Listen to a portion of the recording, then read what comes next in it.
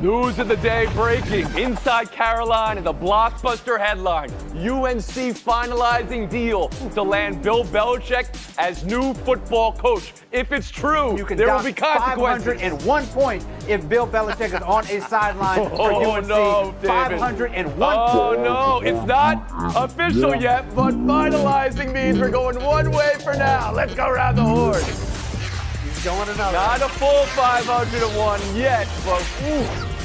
You shaking? I cannot believe Justin Tinsley said that. What was he thinking? Wow.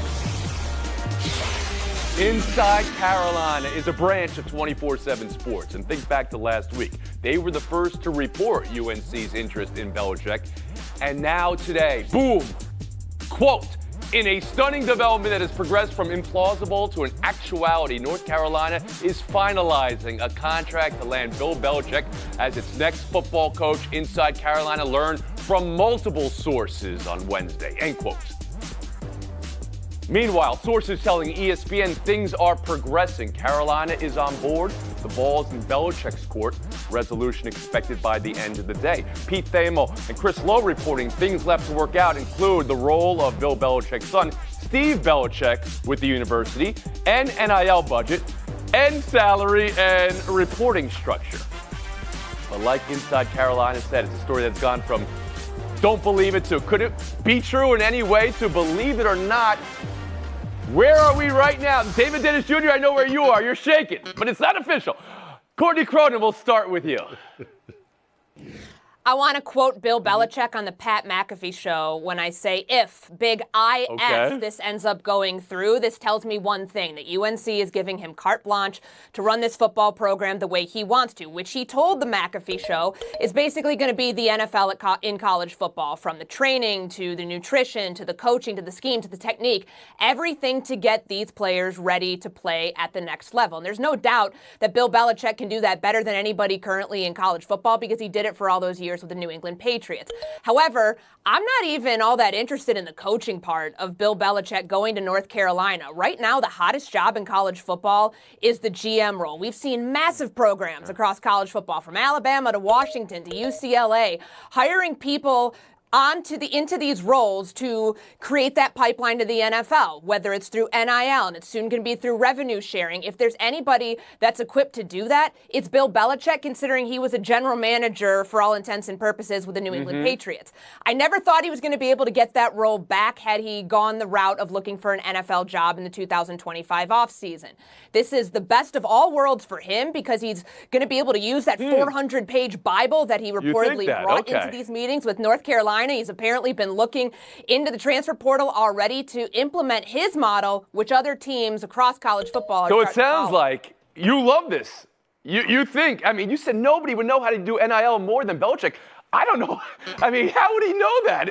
Tim Cowlishaw, let's go around the horn to you on what you're thinking right now. Well, I'm thinking it's a very exciting day for North Carolina, and I just hope tomorrow is a very exciting day and not a day where they get a note that says, I will not be HC of the UNCTH, as he once did with the New York Jets. You have to keep an eye on Bill Belichick. And I don't know, I disagree with Courtney. Yes, he's written a 400-page book, apparently, about how to manage a college football team. I don't know how he knows that. There are people who are really good at coaching college football who have gotten out of the sport and gone to TV. They have no idea how to get a handle, not just on the NIL part of it, but the transfer portal. Guys, even though the playoffs haven't started, players are in the transfer portal right now. How do you manage all that when you haven't coached at that level forever? I don't think there's any question about his ability to coach college players, and I think he'll be good at that. But the whole system is something nobody really has a grasp of. Bill Plaschke around the horn to you. This is a nightmare waiting to happen. He'll be terrible with donors. He'll be terrible with boosters. And the kids, the college game, the kids have all the power. They can leave. He's tough on them. They'll just transfer.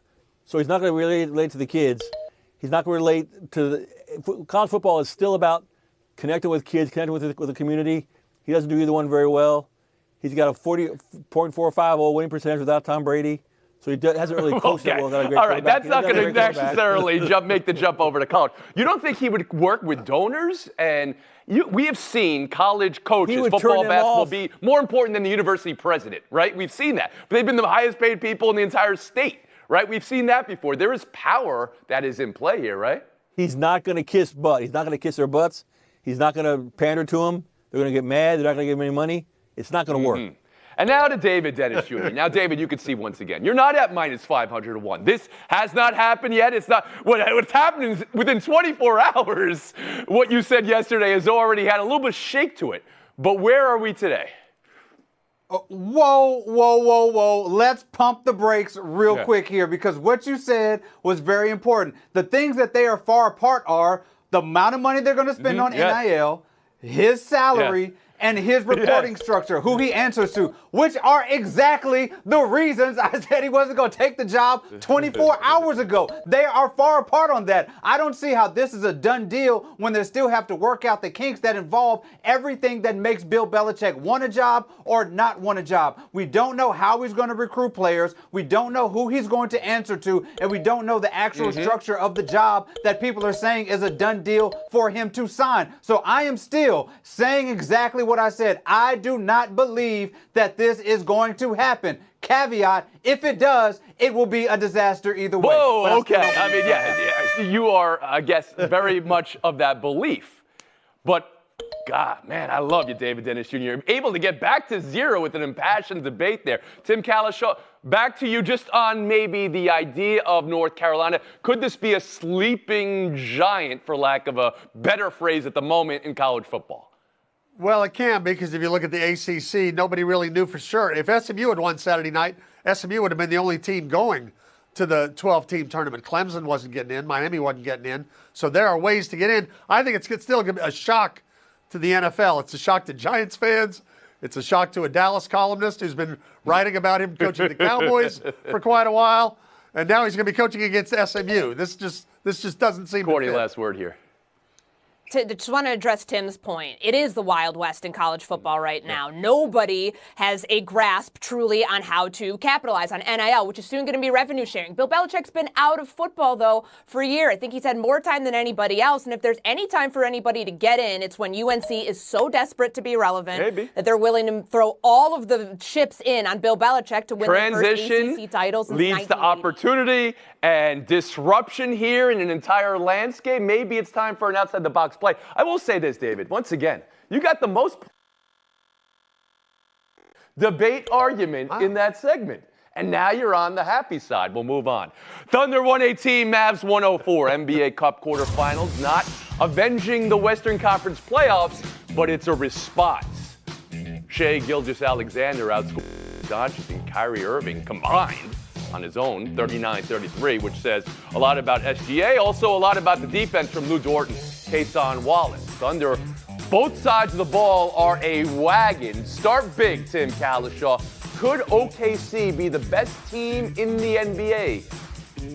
They were the number one seed in the West a year ago. They're a better team than that now. They've added to that team. I think they learned a lot. Losing that six-game series to Dallas, which was this close to going to 7, back to Oklahoma City at the buzzer there.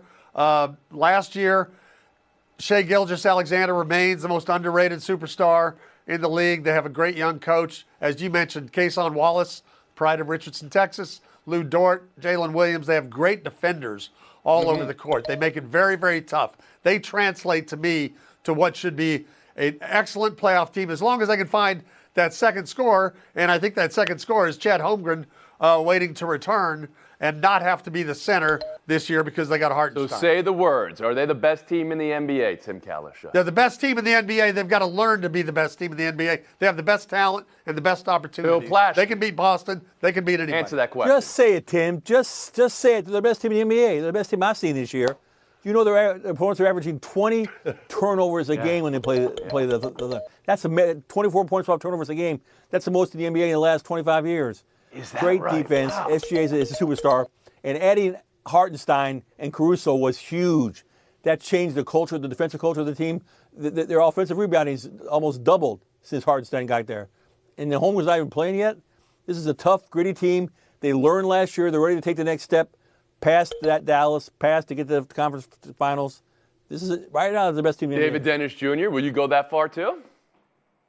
I wouldn't go exactly that far. I think right now I would still put Boston slightly ahead of them, but OKC has ways to get to that level right there with Boston. We saw that last night. They turned Dallas's TV off at the half through that entire game. Kyrie and Luka had fewer points than they had since they've been together. And my concern, though, with OKC is their offense. They need another ball handler because that stuff will grind down in the playoffs. But what they're doing to offset that is they're getting more possessions. They have more turnovers. They were able to, get 21 more shots up, and they've caused 140 turnovers over the last 4 games. That's the most since 1997, 1998. So that defense is fueling their offense, but I still want one more ball handler on that squad. And Courtney Cronin, will you go so far to say the Thunder are the best team in the NBA right now? I won't say that. I'll say defensively they can match up with anyone. And 12.2 steals per game, that's the 3rd most in the NBA in history. So in the last 30 years, it's an incredible mark for a team that can thank Dallas, honestly, for this strategy. The reason that they went out and got Isaiah Hartenstein is because of what happened in the Western Conference semifinals last year when they were killed on the glass. And now to bring him in, to make him part of this front court that hasn't even scratched the surface of how good it can be yet. He and Chet Holmgren have played 46 minutes together this season due to the Holmgren hip injury. We haven't seen that, but imagine what that's going to look like in a couple months. And yes, this wasn't to get to the Western Conference Finals. They're now getting to the NBA Cup semifinals. So you got to look at this within a vacuum. Okay, but you said you wouldn't go so far. You still got Boston? Would anybody say Cleveland should? We're talking about just right now in this season. Would anybody say I don't trust team with the best? We saw Chet Holmgren for the first time in a month. It was really the first time he's been off of a couch or a bed in a month. And they had to have like 2 rows splayed out for him. But when they get him back, should they get him back? This is a wagon. Taking a break. Fire Cell next.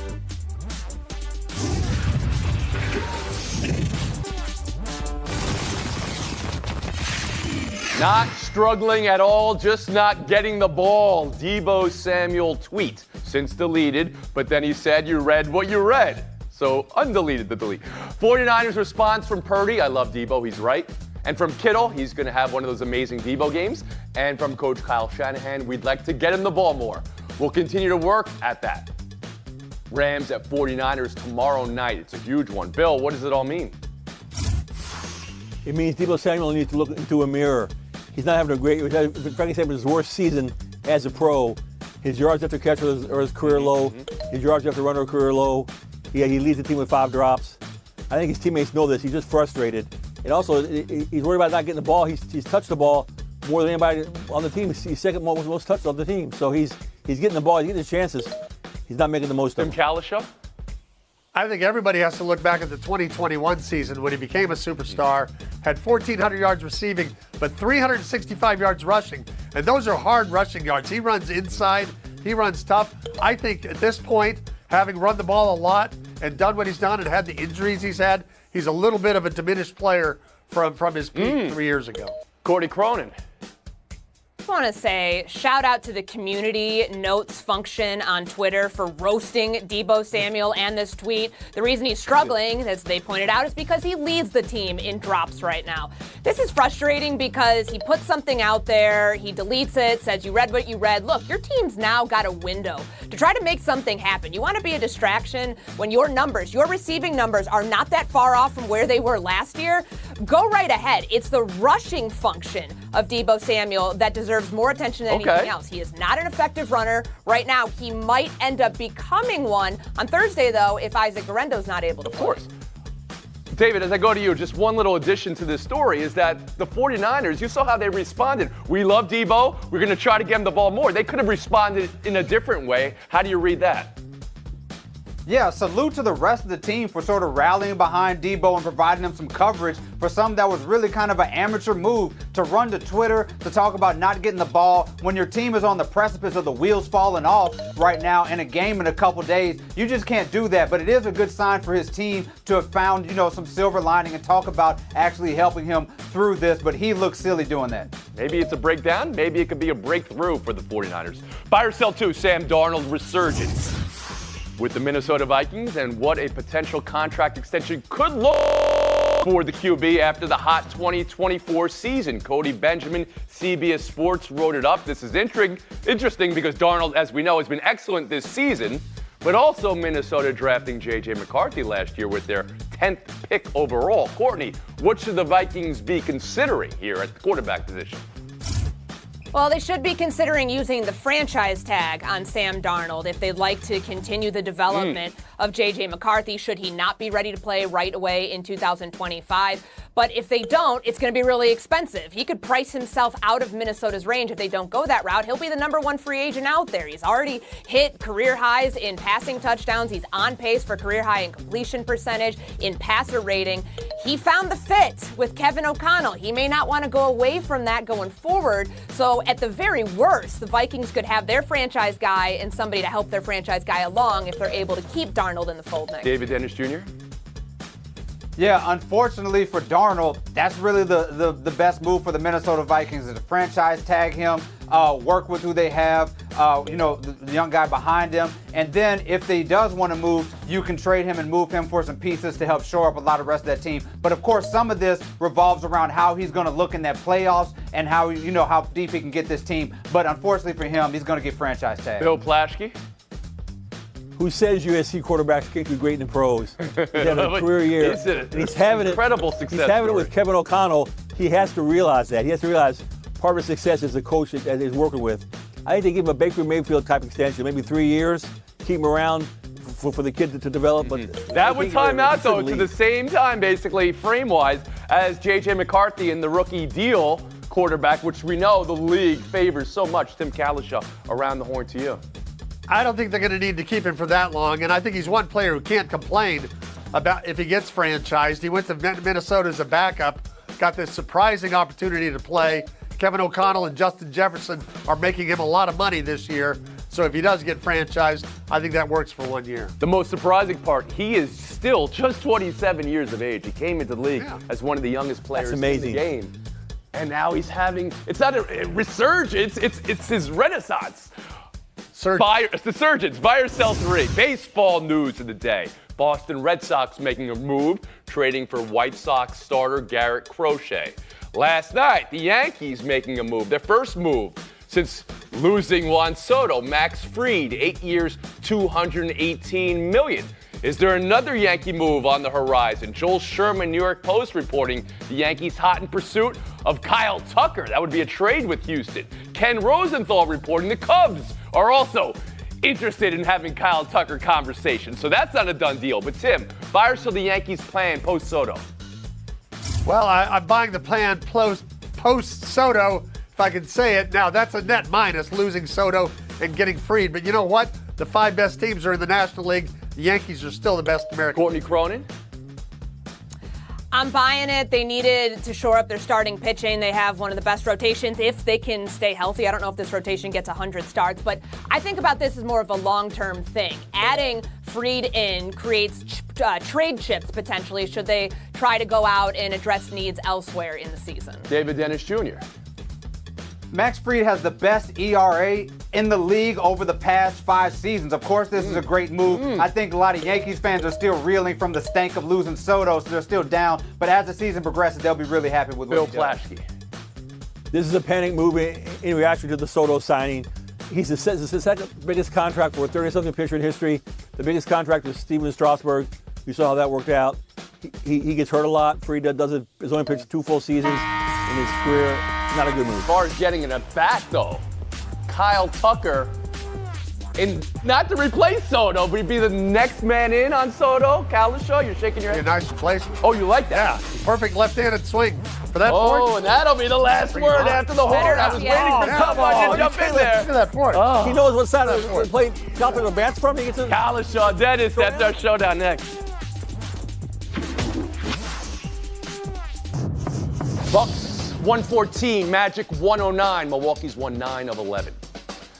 As of early last night, they can say what only 4 other teams have said before in the history of basketball. We've advanced to the NBA Cup semis. Tim, have the Bucks figured it out?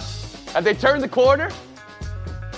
This is barely turning the corner, Tony. They're going to have those 2 Emirates Cup Final Four banners flying high in their arena next year after doing this. But yeah, a team with Giannis playing like as good as he's ever played, and Middleton and Lillard, they're going to figure it out. Last year was a mess. They're going to be a factor this year. David? Yeah, even though they may be an Emirates Cup dynasty in the making, I have a lot of concerns about this Bucks team, namely with their defense and their rebounding. Yes, they won a lot of games, but a lot of those were against Eastern Conference teams at home who are below 500. They're 3-8 against plus 500 teams, including a win against the Orlando Magic skeleton crew last night. This team has not beaten good teams yet this season. I don't think they will. But if you win enough games, where do you play the playoffs? Against the Eastern Conference? At home. Points. Yeah. Tim Calishaw, game. Tim 500. Calishaw, 30 seconds. There you go. Bring it on. Bring it on. Thank you. This is a very exciting time in college football. You know, Saturday you had the championship games. Sunday you had the selection show. Monday they didn't tell you as much about. That's the day the transfer portal opened. And there are expected to be over 1,000 FBS players in the transfer portal. That's why, going back to what Plasky said about Belichick and the way you have to manage things in today's game, it's so much different from anything before. One of the players in the portal, Preston Stone, was the starting quarterback for SMU. He's the backup. He could play against Penn State, do a little auditioning for his next team, and try to still help the Mustangs win. David Dennis Jr., he's still shaking? Deal still finalized. Still 500 confident. points I on the feel good. line.